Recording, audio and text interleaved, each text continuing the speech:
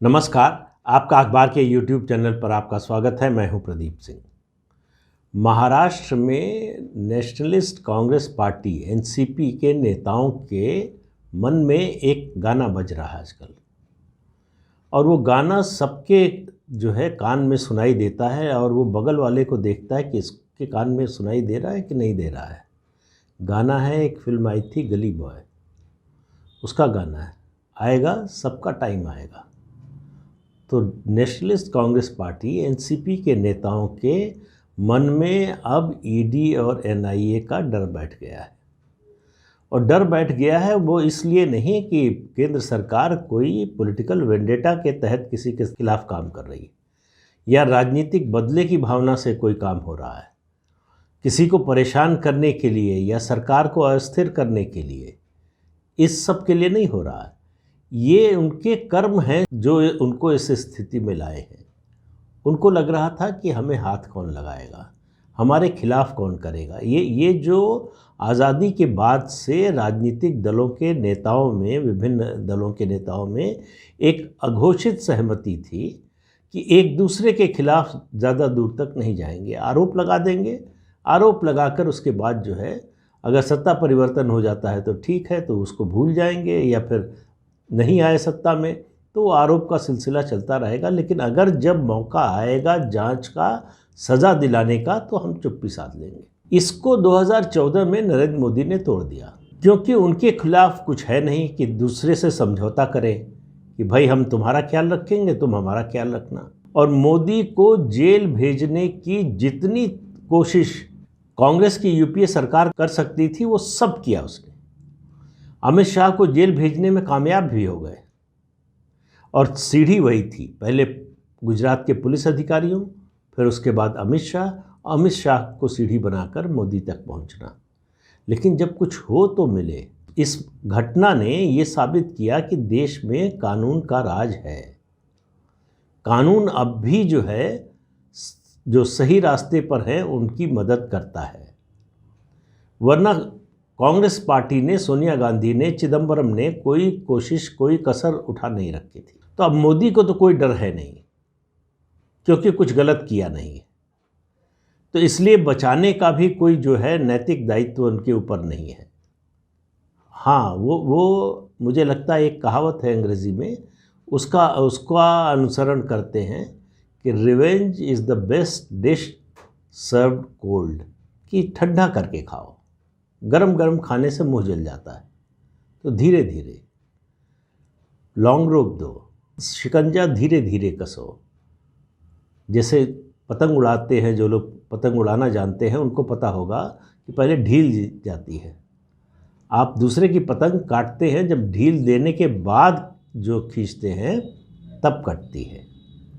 तो वही काम मोदी सरकार कर रही है। महाराष्ट्र में जो स्थिति है, नवाब मलिक के गिरफ्तारी के बाद ईडी को 3 मार्च तक की उनकी हिरासत मिली है, और जो पीएमएलए कोर्ट के स्पेशल कोर्ट के जज थे, उन्होंने कहा कि प्राइमा फेसी ये केस स्ट्रांग फुटिंग पर है। क्यों कहा ऐसा?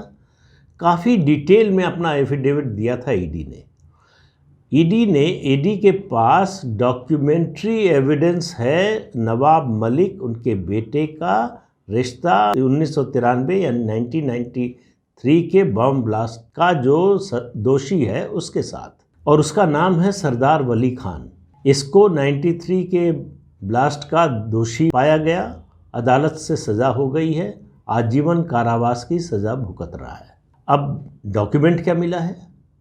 डॉक्यूमेंट मिला है एक कुर्ला में, जिसकी चर्चा हो रही है, जिस 300 करोड़ रुपए की ज़मीन के घोटाले का। सरदार वली खान और उसके अलावा नवाब मलिक के घर की कंपनी है, परिवार की उनके कंपनी है, सोलिडस इन्वेस्टमेंट प्राइवेट लिमिटेड। इन दोनों के बीच इस ज़मीन के सौदे के लिए करार हुआ। इस समझौते पर, इस करार पर, इस एग्रीमेंट पर नवाब मलिक के बेटे फराज के दस्तखत है। अब ये ऐसा डॉक्यूमेंट है जिससे कोई इनकार नहीं कर सकता।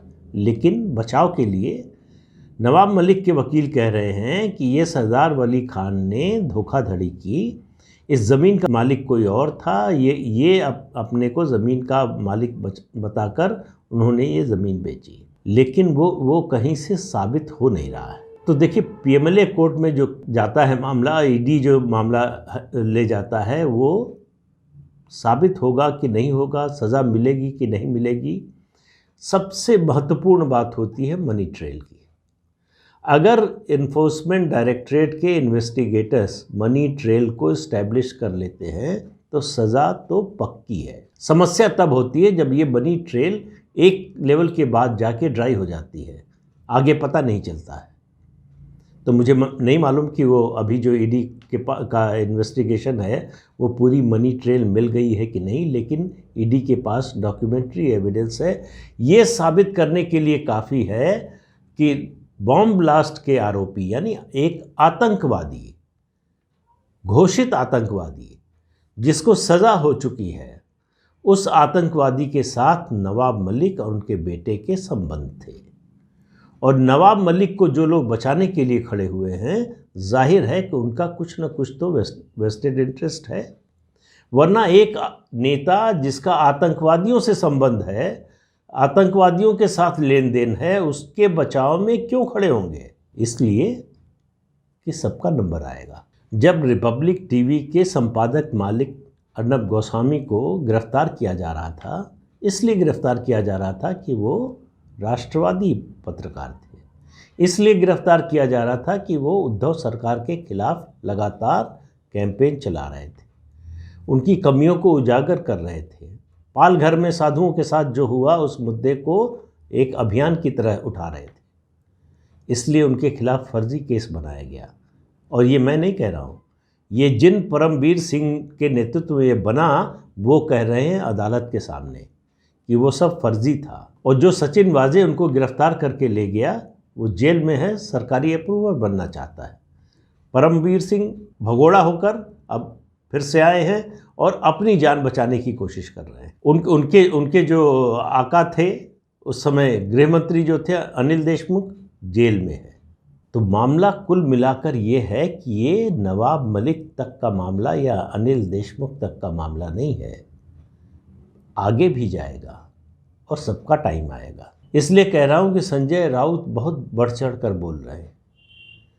ज़मीन घोटाले में उनके परिवार का भी नाम है। उनका करीबी एक व्यापारी है प्रवीण राउत, 2 फरवरी को ईडी ने उसको गिरफ्तार किया 1034 करोड़ के ज़मीन घोटाले में। ईडी को फ्राइडे को, शुक्रवार को उसकी रिमांड बढ़ाने की अनुमति मिल गई। अब वो 7 मार्च तक ईडी की कस्टडी में रहेगा। वो क्या क्या बोलेगा, किसका किसका नाम बोलेगा, ये डर है। नवाब मलिक कब तक जो है वो रजिस्ट करेंगे? अभी तो शुरुआत में तो कोऑपरेट नहीं कर रहे थे। जब ईडी के दफ्तर से निकले तो लड़ूंगा, जीतूंगा, और हंस रहे थे ऐसे जैसे जो है कोई विश्व विजय फतह करके आए हों या स्वतंत्रता संग्राम सेनानी हो। एक फ्रॉड में, एक आतंकवादी के साथ संबंध के मामले में आपकी गिरफ्तारी हुई है तो आपको थोड़ी शर्म तो आनी चाहिए। हंसने का क्या मतलब है? ये खुशी जताने का क्या मतलब है? ये बताता है कि चमड़ी कितनी मोटी है। तो ईडी कस्टडी में जाने के 2 ही दिन में उनके पेट में दर्द होने लगा, अस्पताल में पहुंच गए, जे हॉस्पिटल में एडमिट है।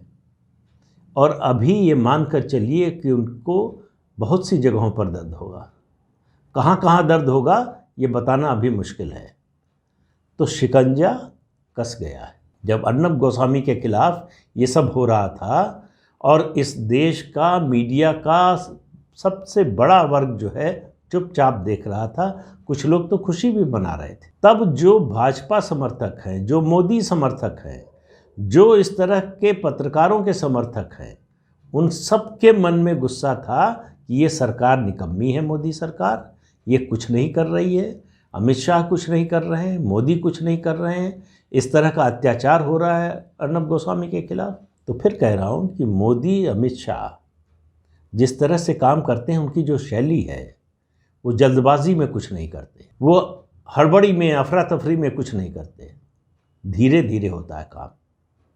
और काम आपको दिखाई दे रहा है। और अगर आपको अनिल देशमुख, परमवीर सिंह, सचिन वाजे और अब नवाब मलिक दिखाई दे रहे हैं तो इंतज़ार कीजिए, और लोग भी आने वाले हैं। अजीत पवार के खिलाफ कोऑपरेटिव बैंक घोटाले का मामला बंद नहीं हुआ है, उसकी जांच चल रही है और उसकी जांच चलेगी। उसका जो नतीजा आएगा उसमें पूरा पवार परिवार फंसेगा। तो ये केवल प्यादों को घेरने की कोशिश नहीं है, निशाना राजा है। उसका नंबर कब तक आएगा, कब तक हाथी घोड़ा और प्यादे उसको बचाएंगे, कब तक सुरक्षा करेंगे, ये पता नहीं है। लेकिन इतना तय मानिए कि ये खेल जो है ये शह और मात तक जाने वाला है, उससे पहले नहीं रुकने वाला है। तो बकरे की अम्मा कब तक खैर मनाएगी? बकरे को तो एक दिन कटना ही है। तो वो सारे बकरे इस आशंका में, इस डर में जी रहे हैं, किसी को मालूम नहीं है कि किसका नंबर इसके बाद है। ये जो बड़बोलापन है, ये जो चिल्लाना है, शोर मचाना है, वो उनके अंदर का डर दिखा रहा है कि सरकार जो है वो राज्य सरकार को चलने, केंद्र सरकार राज्य को सरकार को चलने नहीं देना चाहती है, अस्थिर करना चाहती है, पिछले दरवाजे से सत्ता हासिल करना चाहते हैं, डेमोक्रेसी में यकीन नहीं करते, फासिस्ट है। ये सब जो आपको बातें सुनने को मिलेंगी, इनको मानिए कि ये अंदर का डर बुलवा रहा है। और डर ऐसा नहीं है कि उनके साथ कुछ गलत हो रहा है, डर इस बात का है कि अभी तक तो हमको लगता था कि हमको कौन हाथ लगाएगा, हमको कोई छू नहीं सकता, हमारे खिलाफ कुछ होगा नहीं, हम जो चाहें कर सकते हैं। वो जो एक तरह का प्रोटेक्शन, एक सिक्योरिटी की भावना थी, सुरक्षा की, कि हम सुरक्षित हैं, हम सत्ता में हैं, मेन स्ट्रीम पार्टी हैं, मेन स्ट्रीम पार्टी के नेता का कुछ नहीं होगा। ये जो डर है, और महाराष्ट्र की राजनीति में ये बहुत ज़्यादा है। महाराष्ट्र की राजनीति में कोई पार्टी सत्ता में रहे, विपक्ष और सत्ता पक्ष के बीच में जैसा सामंजस्य होता है वो और किसी राज्य में नहीं है। दोनों दलों के, मतलब विपक्ष और सत्तारूढ़ पक्ष दोनों के धंधे चलते रहते हैं। कोई सत्ता में आ जाए, सत्ता परिवर्तन से उनके धंधों पर असर नहीं पड़ता। ये पहली बार हो रहा है। डर इस बात का है, डर इस बात का है कि वो जो लोहे की दीवार खड़ी कर रखी थी उसको मोदी ने गिरा दिया है। अब सब असुरक्षित हो गए, एकदम खुले में आ गए हैं। लोगों को समझ में आ रहा है कि ये क्या हो रहा है, क्या हो रहा था। लोगों को पता तो था, पता होना और उसका साबित होना दो अलग अलग चीज़ें होती हैं। तो महाराष्ट्र में जो हो रहा है, जो पता था अब वो साबित होने जा रहा है। अब ये जो मामला बात कही जाती थी, हम सब लोग कहते थे कि राजनेताओं को कौन पकड़ेगा, उनके भ्रष्टाचार पे कौन लगाम लगा सकता है, उनके खिलाफ तो कार्रवाई होगी नहीं। जितनी भी जांच एजेंसियां हैं, सेंट्रल हों या स्टेट की हों, वो जब भी वीआईपी का मामला आता है, ऐसे लोगों का केस आता है, तो वो उनकी पूरी क्षमता जो है पता नहीं कहाँ चली जाती है और हमेशा फेल होते हैं। अब ऐसा नहीं हो रहा है। तो ये आप इंतज़ार कीजिए कि महाराष्ट्र में आने वाले समय में जेल, ईडी की कस्टडी, एनआईए की कस्टडी, इसकी खबरें आम होंगी।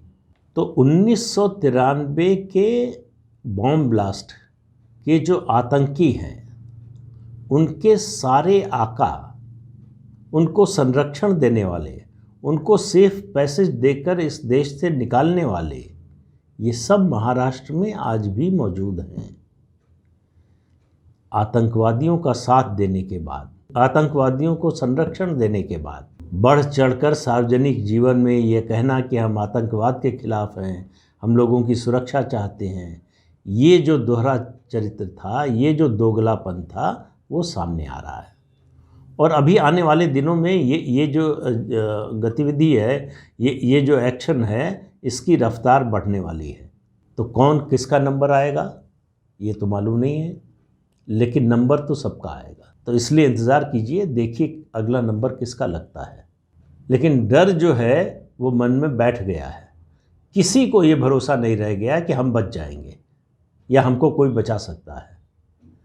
ये जो कानून का डर आया है, मैं बार बार इस बात को दोहराता हूँ कि किसी भी देश में कानून व्यवस्था स्थापित करने के लिए, स्थायित्व स्थापित करने के लिए अराजकता न हो इसके लिए कानून का डर होना बड़ा ज़रूरी है, और कानून का डर होना, इसका स्वागत किया जाना चाहिए। रूल ऑफ लॉ तभी चलता है जब लोगों के मन में कानून का डर हो, और जो कानून नहीं तोड़ते हैं उनके मन में निर्भय होने की भावना हो। इसी ओर देश बढ़ रहा है। ये ऐसे परिवर्तन हैं जो अचानक रातों रात नहीं होते, कुछ घंटों में, कुछ दिनों, कुछ महीनों में नहीं होते, इसमें समय लगता है, लेकिन वो होता हुआ दिख रहा है, वो प्रोग्रेस दिखाई दे रही है। ये दिखाई दे रहा है कि देश उस रास्ते पर चल रहा है। तो इसलिए निराश होने की ज़रूरत नहीं है, कुछ घटनाओं पर अचानक हताश हो जाने की ज़रूरत नहीं है, उन पर कोई आक्रोश में आ जाने की ज़रूरत नहीं है।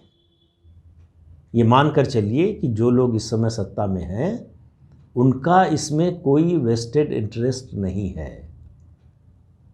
इसके जरिए वो राजनीति भी नहीं करना चाहते हैं, वो पूरे सिस्टम की सफाई चाहते हैं, और उसके लिए उनसे जो कुछ हो सकता है। डेमोक्रेटिक सेटअप की, डेमोक्रेसी की अपनी कुछ सीमाएं होती हैं। ये भारत में ऑटोक्रेसी नहीं है, अधिनायकवाद नहीं है कि कुछ भी कर सकते हैं आप। कानून है, अदालत है, जनभावना है, इन सब का ख्याल करके तब कदम उठाना पड़ता है। इसलिए कम से कम मेरे मन में कोई निराशा की भावना नहीं है। मुझे उम्मीद है कि स्थितियां बदलेंगी, धीरे धीरे ही बदलें, लेकिन बदलेंगी ज़रूर। तो आज के अंक में इतना ही। अगले अंक में फिर मिलेंगे किसी नए मुद्दे के साथ। आप ये चैनल देखिए, शेयर कीजिए, लाइक कीजिए और सब्सक्राइब ज़रूर कीजिए। नमस्कार। हाँ, कल रविवार है, रविवार विशेष का दिन है। इस बार रविवार विशेष में कैसे एक पार्टी में 70-75 साल तक बड़े राष्ट्रीय मुद्दों पर फैसले डाइनिंग टेबल पर होते रहे। डाइनिंग टेबल का भारतीय राजनीति में क्या महत्व है, क्या भूमिका है, बल्कि इसके बारे में बात करेंगे। कौन लोग थे जो ये फैसले करते थे, कौन लोग हैं जो अब भी इस तरह से फैसले करते हैं, उन सब के बारे में बताएंगे। लेकिन रविवार को दोपहर 12 बजे देखिएगा ज़रूर।